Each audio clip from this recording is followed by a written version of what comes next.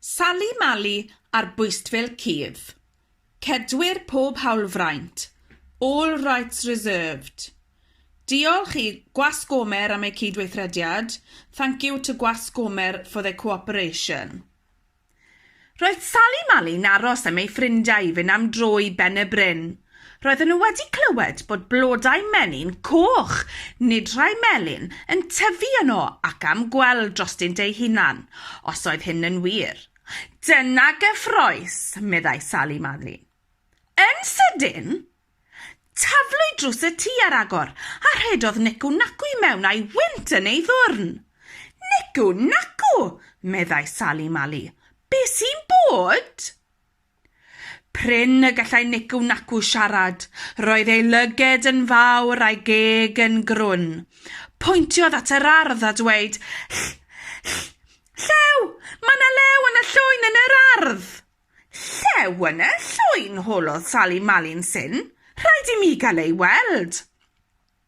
Na, bloeddiodd nicw nacw gan daflu hun yn erbyn y drws i'w gau. Na, paid â mynd. Ond nicw nacw, meddai Sali Mali. Rhaid i mi gael gweld y llew. Paid â mynd, Sali Mali, meddai nicw nacw. Mae'r llew yn flewog, yn ffyrnig, yn chwyrnu. Yn sydyn, taflwyd dros y tŷ ar agor am yr ail dro, a rhedodd Siencyn i mewn a'i wynt yn ei ddwrn. Siencyn, meddai Sali Mali. Beth sy'n bod? Pryn y gallai Siencyn siarad. Roedd ei lyged yn fawr a'i geg yn grwn. Pwyntiodd at yr ardd a dweud, Bwgan! Mae yna fwgan yn y llwyn yn yr ardd. Bwgan yn y llwyn, holodd Sali Mali'n syn. Rhaid i mi gael ei weld. Na! Bloeddiodd Siencyn gan daflu hun yn erbyn y drws i'w gau. Na! Paid â mynd!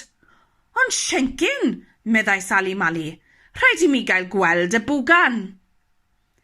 Paid â mynd, Sali Mali, meddai Siencyn. Mae'r bwgan yn wyn, yn crynu, yn cadw sŵn spooky.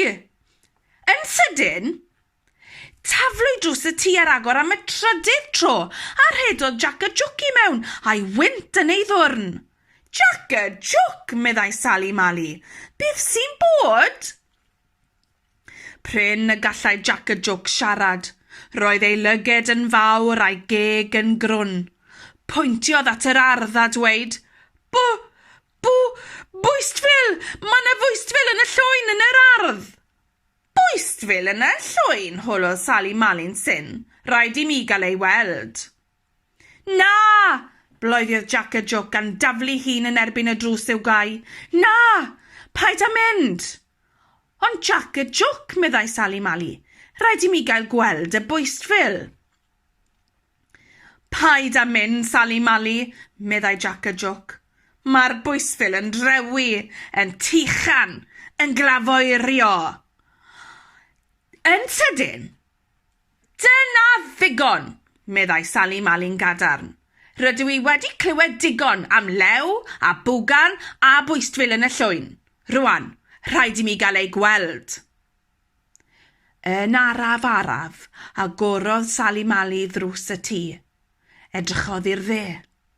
Edrychodd i'r chwith. Doedd dim i'w weld. Camodd allan.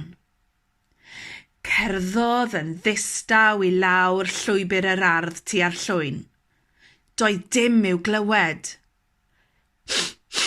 Sniffiodd yr awyr. Doedd dim i'w arogli. Yna, yn sydyn, ho gornel ei llygad. Gwelodd rhywbeth gwyn yn symud yn y llwyn. Aha! Meddai Sali Mali. Yna, clywodd sŵn chwyrnu'n dod o'r llwyn. O, diar, meddai Sali Mali. Tyrd yn ôl, gweiddodd nicw nacw, Siencyn a Jack y Jwc o ddrws y tŷ. Ond yn lle dod yn ôl i'r tŷ, gweiddodd Sali Mali, dwi wedi dy weld di, a llamodd ar ei phen i'r llwyn. O'r llwyn dath sŵn tichan ac ido, hedfanodd blew a glafoer i bobman, crynodd y llwyn fel jeli, a doedd dim golwg o Sali Mali. Yn y man, fe beidiodd y llwyn ag ysgwyd. Tawelodd sŵn yr ido. Doedd dim blew yn hedfan, dim glafoer yn yr awyr, a dim sôn o gwbl am Sali Mali. Tawelwch. Yna, I sŵn clycian brigau ac ochneidio, straffagliodd Sali Mali o'r llwyn, a rhywbeth blewog, gwyn ac ychydig yn drewllyd yn ei breichiau. Yn llawn ofn rhedodd Nicw Nacw, Siencyn a Jac y Joc ati. Dyma'ch llew a'ch bwgan a'ch bwystfil chi, meddai Sali Mali a gwyn ar ei hwyneb. Ci bach neb oedd wedi mynd yn sownd yn y drysu drian bach. Ond sut oedd ti'n gwybod nad llew? Neu fwgan, meddai Siencyn? Neu Bwystfil, meddai Jac y Joc? Oedd yn y llwyn, hwlodd Nicw Nacw. Doeddwn I ddim yn gwybod, atebodd Sali Mali. Roedd rhaid I mi gael gweld drosto fy hun. Ar prynhawn hwnnw, aeth 6, nid 5, am dro I ben y bryn I gael gweld drostynt ei hunain a oedd blodau menyn coch yn tyfu yno. Ac roedd cynffon un o'r 6 yn ysgwyd yn hapus iawn.